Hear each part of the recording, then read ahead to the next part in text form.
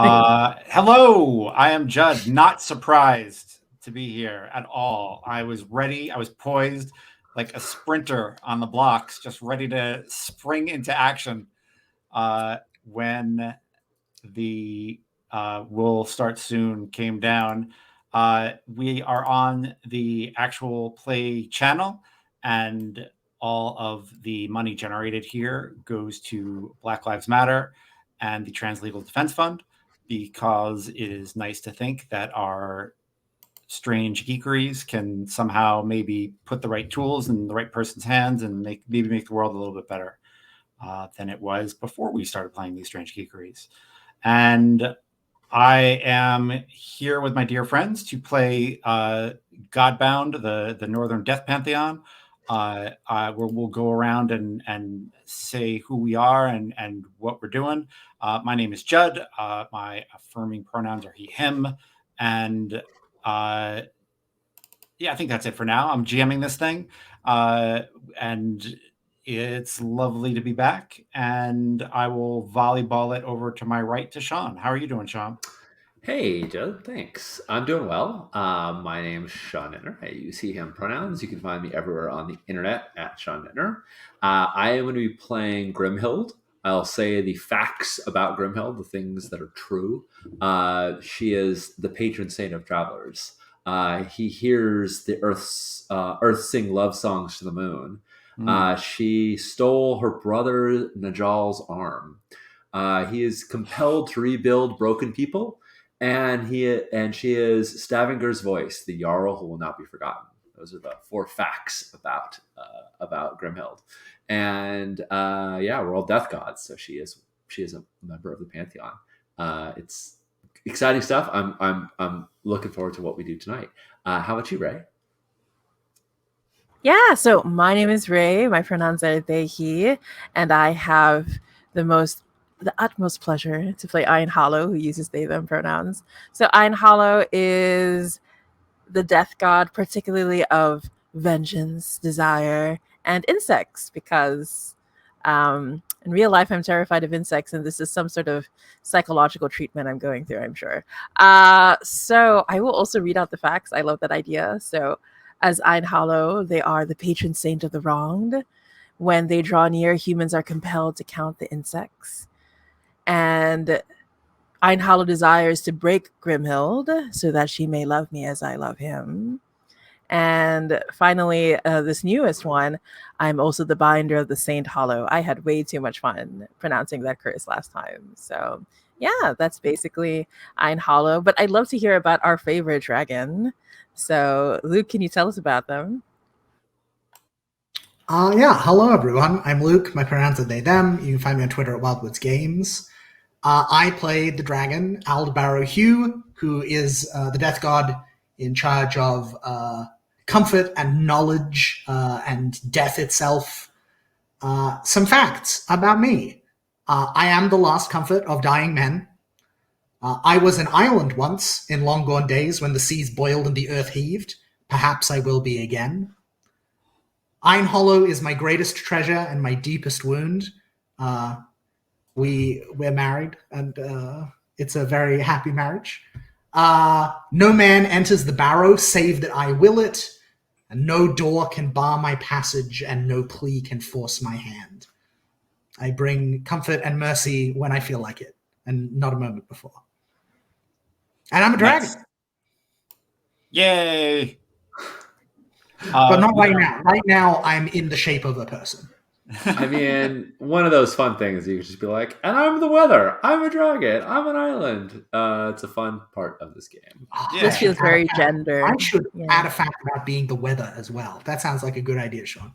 Yeah, absolutely. Yeah, I was thinking the same thing, Ray. I felt very like Lucian Khan put up a tweet that was four characters from Star Trek DS9, and it was Quark, a Davo girl,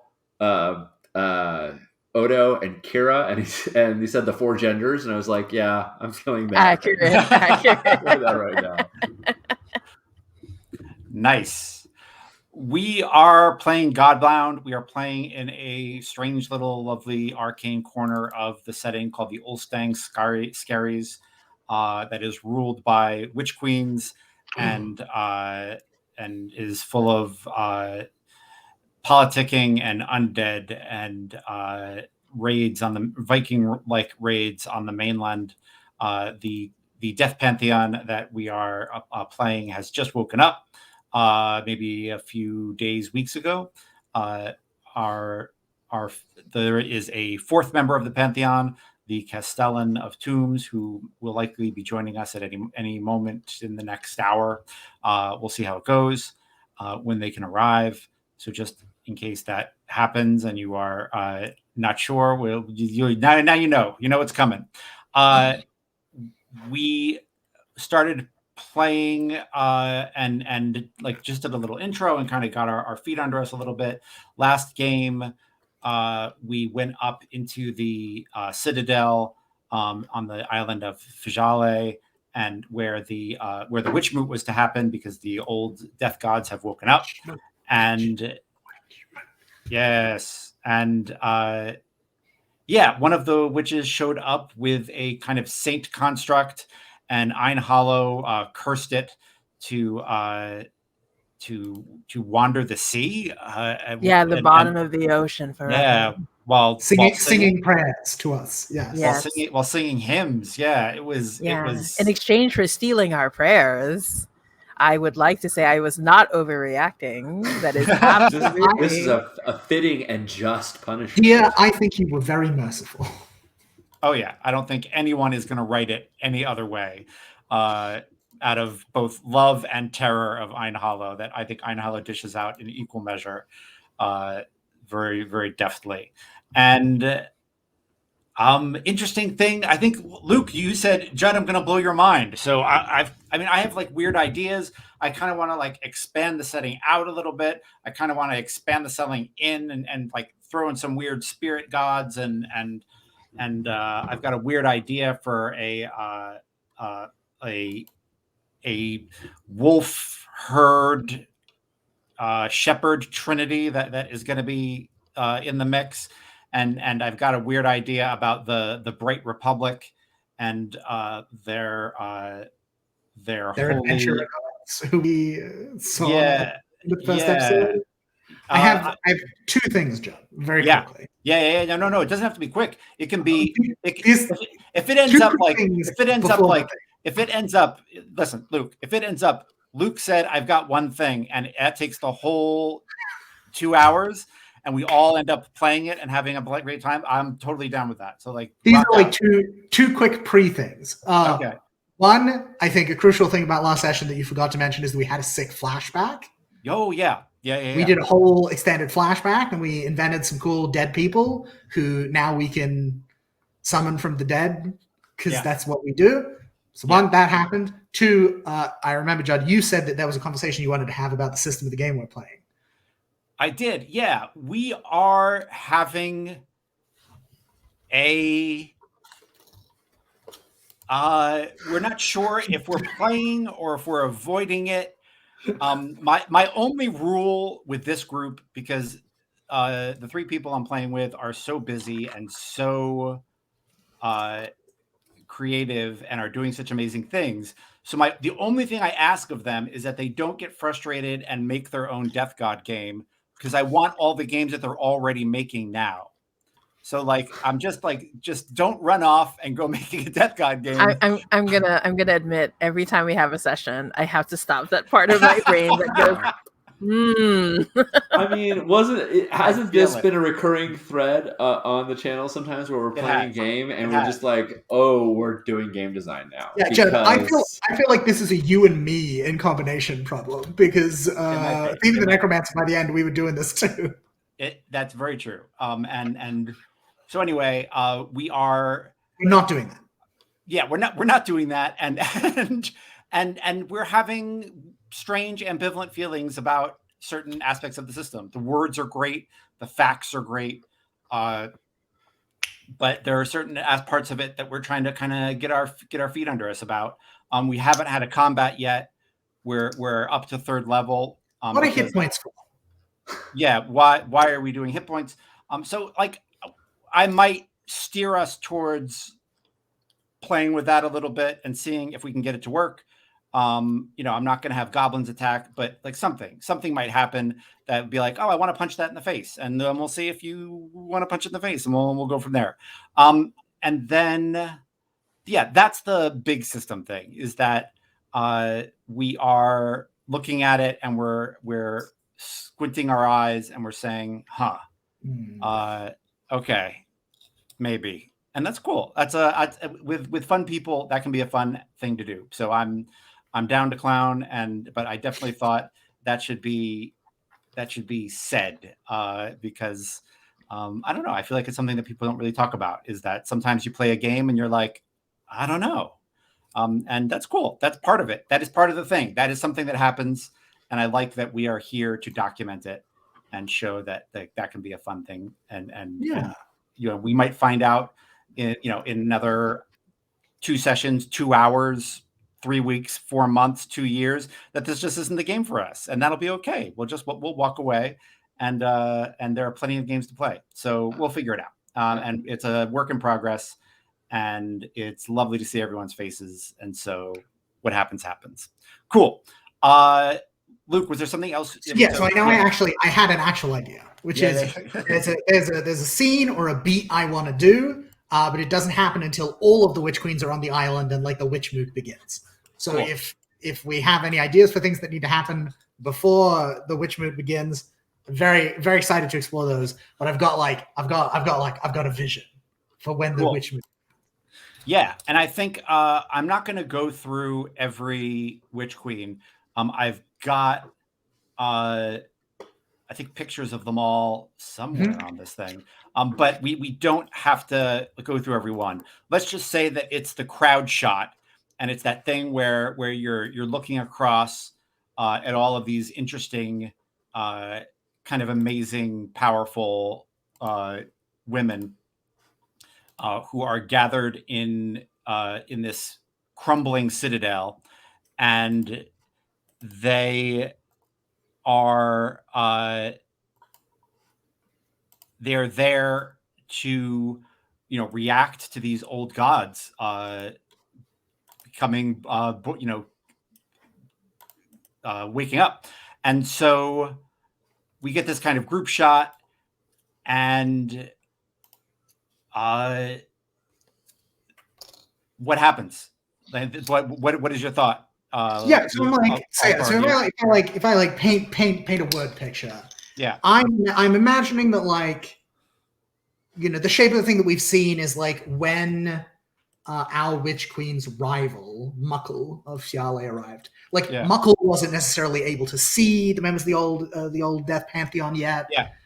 There was like some snarking back and forth. So I imagine, right, like all the witch queens have now arrived. All of the witch queens and their retinues and their like horrible undead servitors are gathered in the main ruined hall of this crumbling old castle where the witch meets. And probably, a bunch of the normally goat herds who are now kind of like the servants running the castle are also there. Yeah.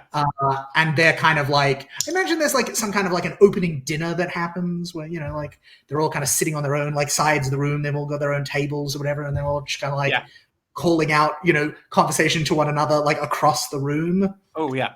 Can I jump in for a second? Please, John. So I imagine that the center area of the citadel is a bunch of circles, kind of stepped circles going down, and so everyone can kind of sit in a circle, and so the food is kind of brought around by the shepherds who usually are shepherding the flocks on this mountain. But when the witch moot is called, they all bring their flocks in, put them in one giant pen whose fence is made to look like Old Barrow Hugh, and then they act as servants to the witch moot. So I want to ask everyone a question. I'm going to start with Ray, and then we'll go to Sean, and then we'll end with Luke, because I think Luke has a jumping idea.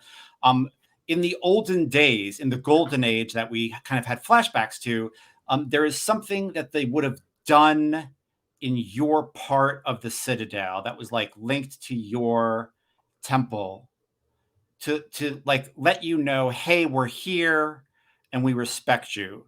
And my question is, what is it, and did they do it? Yeah, I think for Ein Hollow, what would be done was when a witch queen arrives, they have to sacrifice a weapon that they had wanted to use for vengeance but didn't use. Oh, nice. Right. And to leave it and to tarnish it in some way or to break the weapon to show I will not seek out vengeance without your direct help. Right. Yeah. So, yeah, but I did not receive any weapons. Oh, wow. Nice. Nice. I dig it. For Grimhild, there have been two divergent customs that different witch kings have followed. One was to bring waters from a far off place, because Grimhild is the god of journey, and sometimes that was in a vessel, or sometimes it was like an old salt stained garment that had been at sea, and like there's sea salt in it. But there was some way of showing that you had traveled to different seas. And the other one was bringing a small creation of immaculate artifice, of something that was built, and it was built by an incredible artisan, the best in their field. And of those two traditions, the one of bringing items of the sea has been forgotten and has been lost. And so everyone brings these trinkets, and there's like old deteriorated garments of the sea and some old cups where the water is dried out. You can just see the salt in the salt that's left behind in the cups. And people don't know what those are for because it's been so long since anyone brought waters from afar. And now we just see trinkets. And I think it's not none, but it's not all. Right. There's definitely not everybody Right. came here to bring something Cool. for Grimhild. Cool. Yeah, we definitely see like a shot as as we're going across the witch moot, and one of the witches says has like a broken sword with her, and one of the other witches says, "Why do you have that?" And she says, my grandmother said I had to bring it. I don't know what the tradition is, but it seemed important. But she didn't put it in Ein Hollow's shrine, right? And I think the other thing is she has an honorific before grandmother. Like there's a word in this language, maybe like we'll say like Shah grandma or something. We'll figure out a word so that we know that her grandmother is actually undead. Right. So like her mother is like a bound, like, grandmother is like a bound, intelligent undead. Yeah. Cool. All Barrow Hugh. What about you? What's going on in your part of the temple? Yeah, I think customarily, people had to bring a personal belonging that used to belong to someone they loved, like genuinely, sincerely loved, who had passed. Nice. And I think there are definitely some stories about where a person, who is cold of heart and wicked, in their soul, who has never loved anyone, like tries to bring something and trick Barrow Hugh. It doesn't end well for them. And I think those things are bought and then they are dropped into a pit. I think it may even be the very deep hole at the middle of this kind of like step little thing. And those things go to join the horde of Barrow Hugh, the inexhaustible horde that I keep. Oh, nice. I think the entrance to the pit is clearly like a very stylized dragon's mouth, right? Yeah. That is fantastic. Yeah. Love it. So to talk about this scene. Yeah, so I think the evening is drawing on, dinner is wrapping up. It's probably like the break between like dinner and the dessert course. Everyone's just kind of like sipping mead, they're being a bit chill. And then all of a sudden something emerges from the mouth hole at the middle of the pit. And it's a human shape. And it's the like older servant that Hugh has been like masquerading as.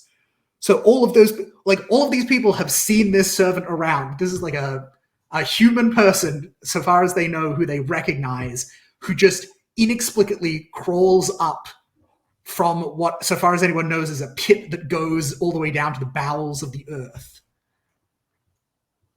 And this servant, clambers up, out of the pit, kind of brushes off their clothes and adjusts them, and then starts walking up the steps towards one Hunda Witch Queen that we have chosen. Yeah. And I think we can see, their shadow cast on the wall is this great writhing serpentine shadow that shifts, as the torches and the firelight moves. And then I think I'm not entirely sure what the texture of this transformation looks like. But it's between each step, there is less and less person and more dragon. Yeah.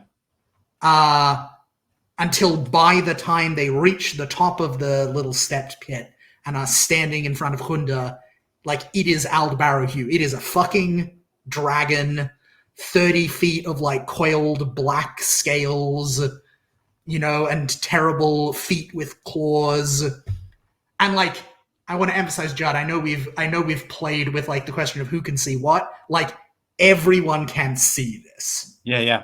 Love it. This is Aldbarrow making a statement. Yep. And I think there's I believe that there's a moment where one of the younger witch queens says, you're stealing from the inexhaustible horde, and the eldest of the witch queens, Hoy of Hare, whose adjectives are sly, perceptive, and dismissive, says that's no servant child.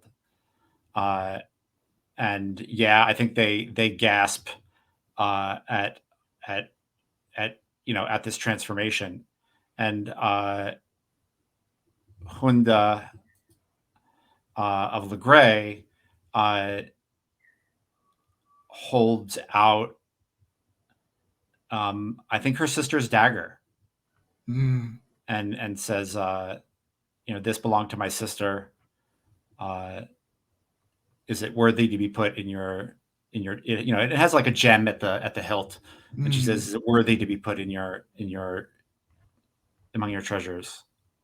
Yeah, and I think Hugh smiles, and I think this is a reasonably huge Hugh. I imagine their head is the size of a person right now.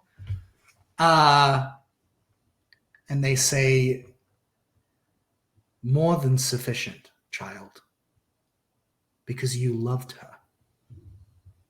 Nice. And I think they open their mouth and their tongue snakes out and wraps around the dagger, and they swallow it.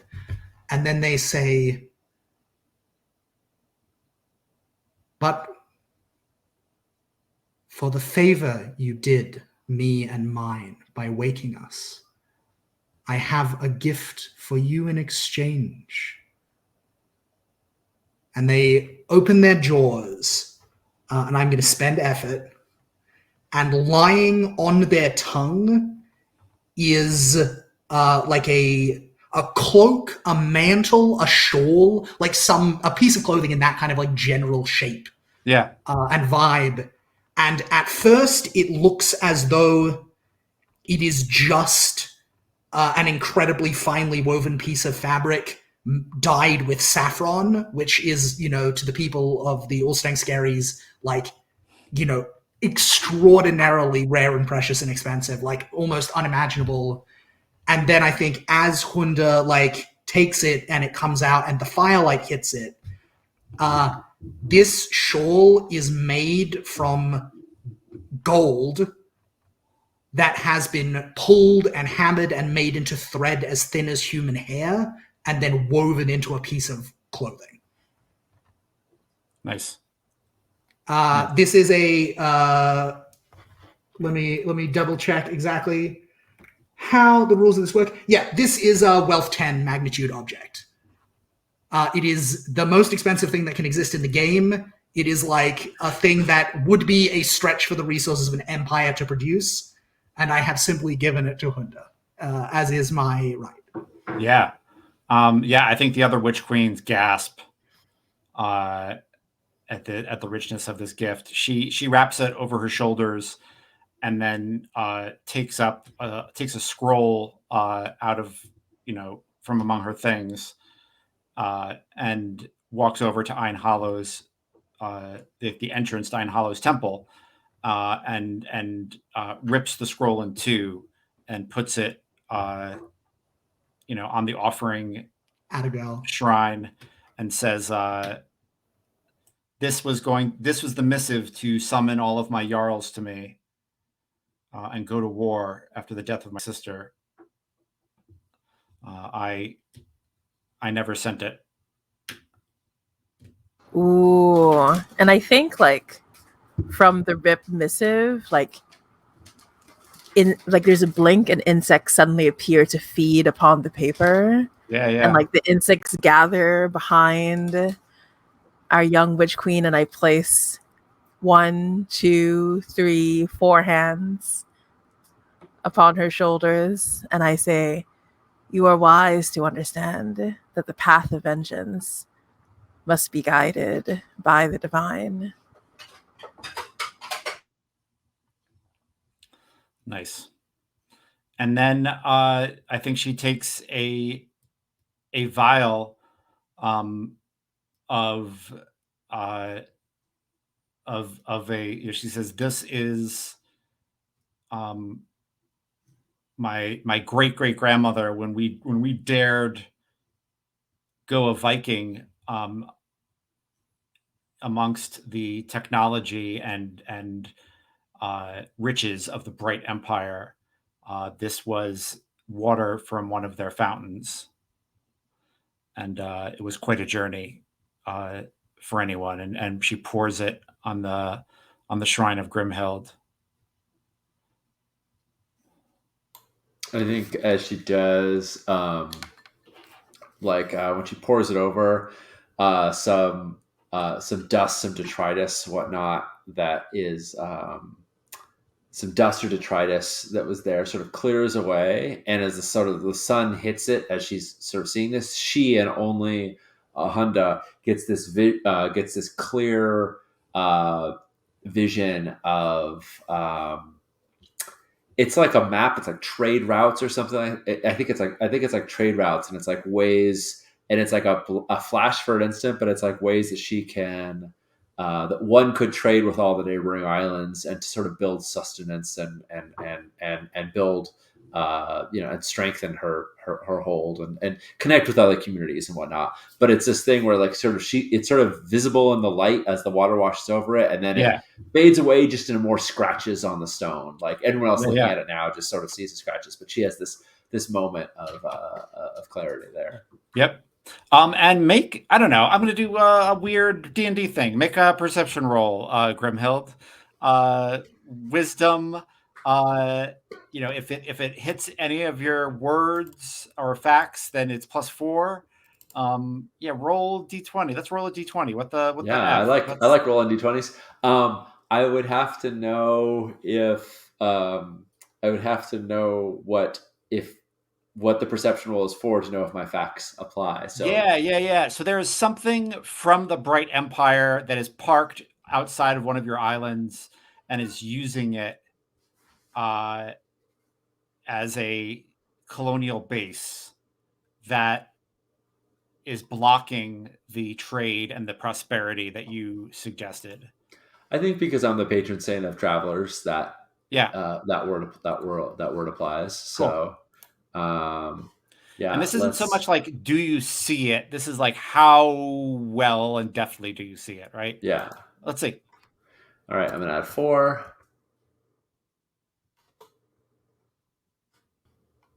Oh, I rolled horrible. I failed epically. Cool. Awesome. I rolled a 2, so. Yeah, awesome. So you want to hand her this thing that is the prosperity of the Ulstang Skerries, and you believe that you know exactly what that would look like, and the lines get blocked by these mysterious, uh, you know, uh, tumors on your island that Yeah. are causing prosperity to be blocked, and I, you don't, and what's frustrating is you can't see into them. Nice.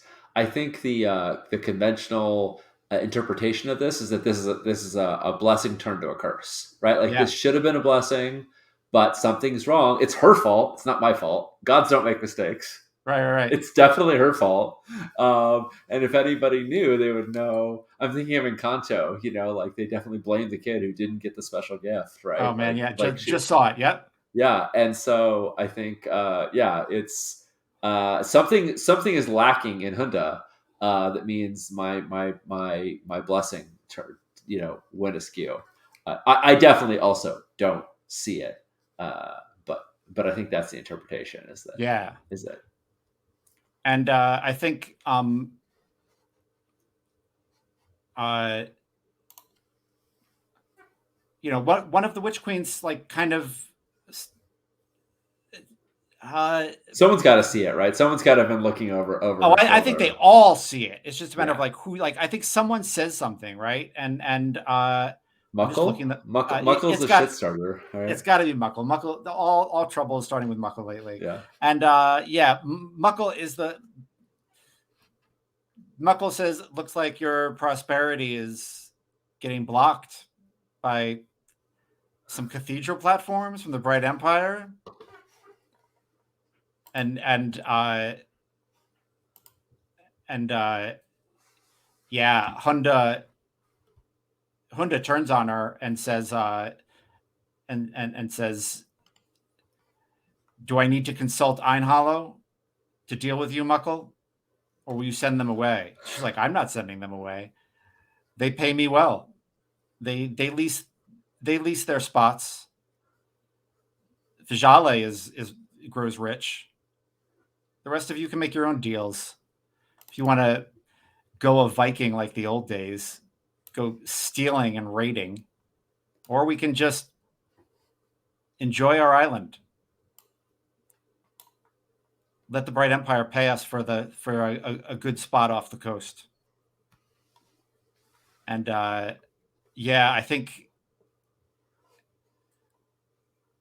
Hunda kind of looks to the doorway of Einhollow, and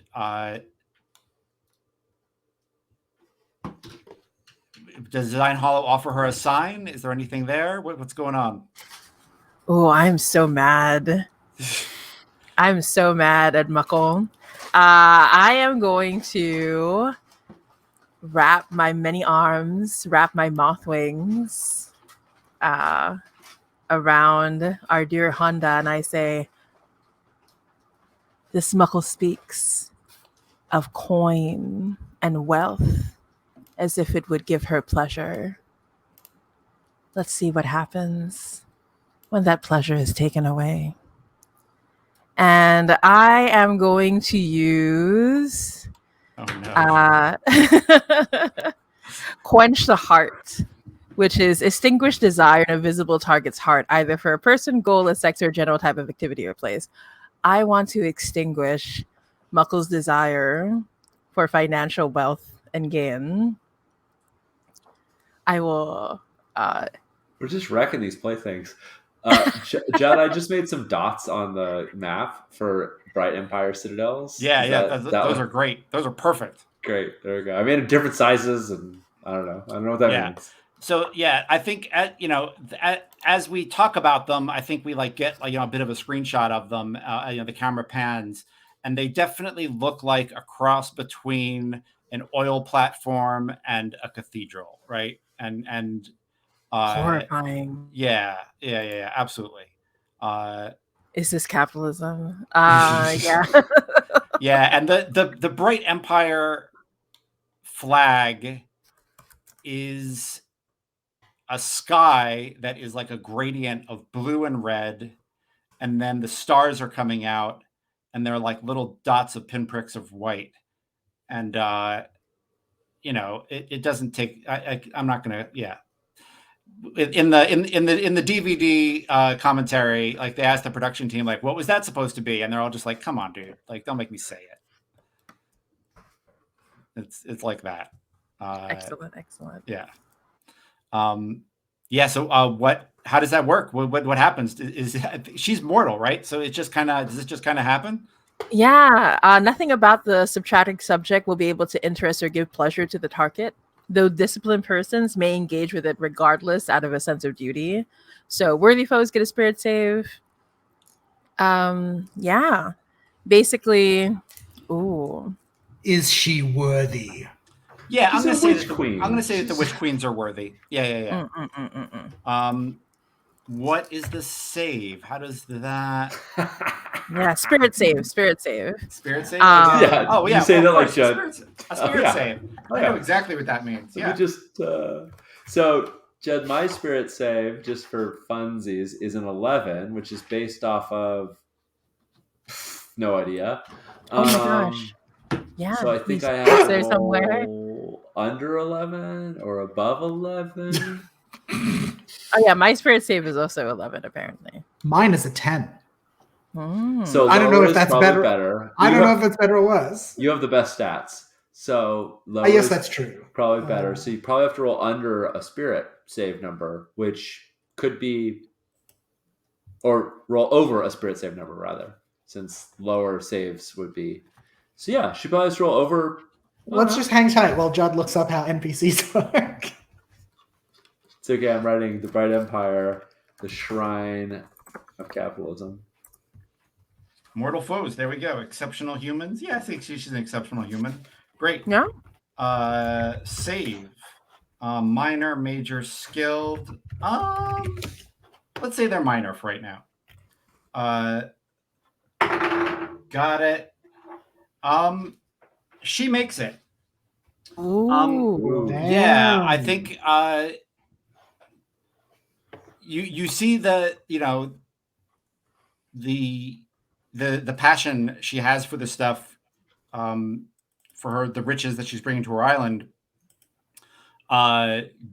start to fade and go grayscale, and then like something flashes in her eyes, and I think she like takes out, like she kind of looks bored and like takes out this scroll, and it's cell phone size, right? And she like opens it, and like the way she's flicking through it, like the modern viewer like is like, oh my god, she's fucking with a cell phone in the middle of this shit. Like a god just directly cursed her, and she literally is rolling her eyes and fucking with a cell phone, and but like I think the rest of you are just like, she's fucking with some kind of magical scroll. Like I don't know. But you also were here in the ancient days, so you might have like seen these things and the Bright Republic tech and like understand what it was. So I'm not saying you don't know what the hell it is. I'm just saying the viewer is like, why is this ridiculous thing in this vaguely medieval-ish thing now? I can see the visuals of it, of a scroll you open up, and it's all handwritten in parchment, and there's drawings, but as you touch it, you can slide it, and so it literally scrolls on the scroll. Yeah. Or Totally. just get very totally. Yeah. This is good. This is good. She says, and I think she says,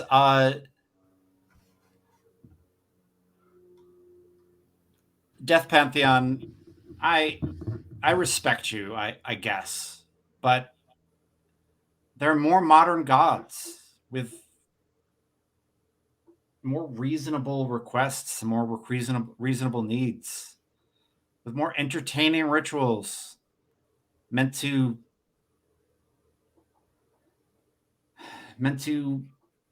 quench the heart of a modern person.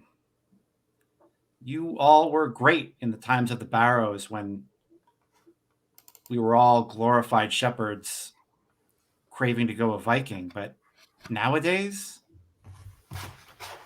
it's all kind of trite, don't you think?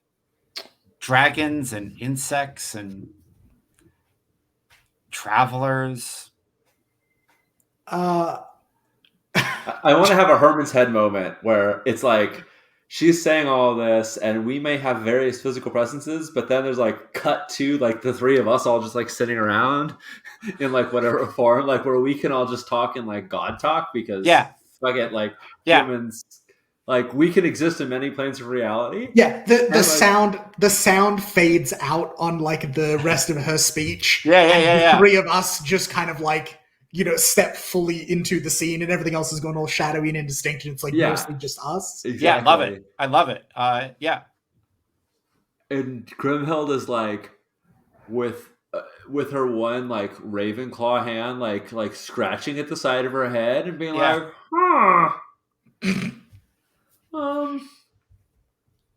she sort of like shadow puppet like scratches at Muckle like I'll rip your eyes out, but she's not really going to. But just like there's a little bit of like, you're annoying, and then he looks at both of you and is like, has our time passed?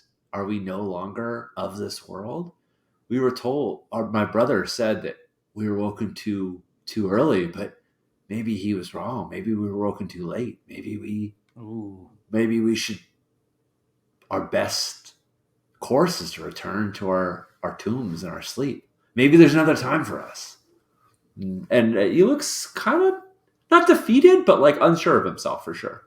Yeah, and I think Aldbarrow Hugh like coils and slithers over, these terrible legs moving in unison. I've decided, there's definitely something like a little bit centipede, like Hugh probably has like 8 or 10 or 12 pairs of legs along this like long dragon body. As you need them. Yeah, and I think that, he kind of coils around you in like a little bit of a hug. Nice. And says like... Betting some scales. Yeah, exactly. And says like, God, what would I call, like, what is the term of reference? Is it like sibling? Are we closer than that? Oh, God. These are the hard questions in role-playing games. Cousin? I mean, I feel like cousin is... I like cousin. Right? Cousin feels good. Yeah, I think they say, She says, cousin. Is our time past? You are the ocean that carries their ships and sends the rain that plants the seed to give them all their tools. But I wasn't around for a long time, and they seem to have done just fine. They seem to have made some really fancy new tools. And looks at Einhollow and is like, and I'm sure people have been killing each other while you weren't around. I'm so sorry. Did you say something? I've been thinking about killing this creature and planting a worm into them. And I think Hugh lets out like a love-struck kind of sigh. That's and turns to look at Einhollow and is like, beloved. I hesitate to ask, but for me, hold back and let me lay a curse just this once. I suppose. Consider it a gift for you. Very well, my love. And I turn to you and I say, I will set aside my own petty desires. I think she would make a fine, fine worm. But instead, let us see what you do, my love. But to answer your question, Grimhild, we are gods beyond time. Death has existed before this world came into being, and it will exist when it is gone. We are eternal. There is always room for us. Someday, when her imperial friends are dust and lost memories, I will wrap my jaws around the sun and swallow it. In the heat death of this world. There is no time without us. Oh, we sleep or wake.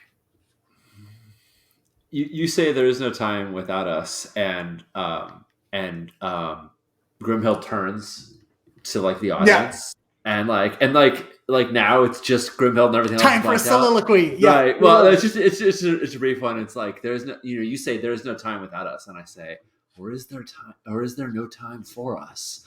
And like looks over at Einhollow and like thinks about the machinations that they're making, and but we can't even see Einhollow. We just sort of know that he's looking towards them, and then and then and then just cuts back to Alvaro. It's just a slight short cutaway. Yeah. Actually, no, I take it back. Sorry, I'm gonna monologue for a bit because looks at Hello and then says my cousins want to slay this creature for defying us, but won't that only rally more to do the same? There are thousands of the Bright Citadel who have found their own new gods. They're modern gods. It says modern like it's a curse, and my brethren, my cousins think that slaying this one witch queen or cursing this one witch queen will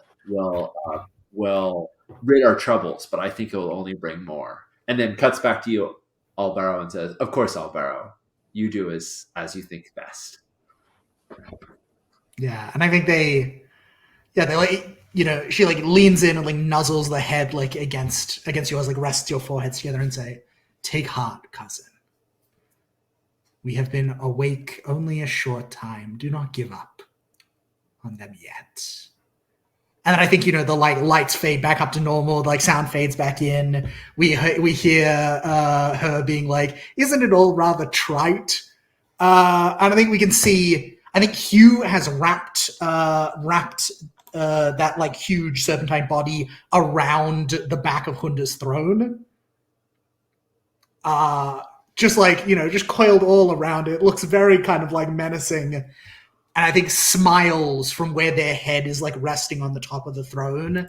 And steam and smoke and like little flakes of like red hot salt like fall from their jaws as they laugh. And I think they look across the room at Muckle and they say, "Oh dear. You think we are trite? Outdated? There is not enough in the old ways to entertain you. The time of death has passed? Very well. Let us see if your new gods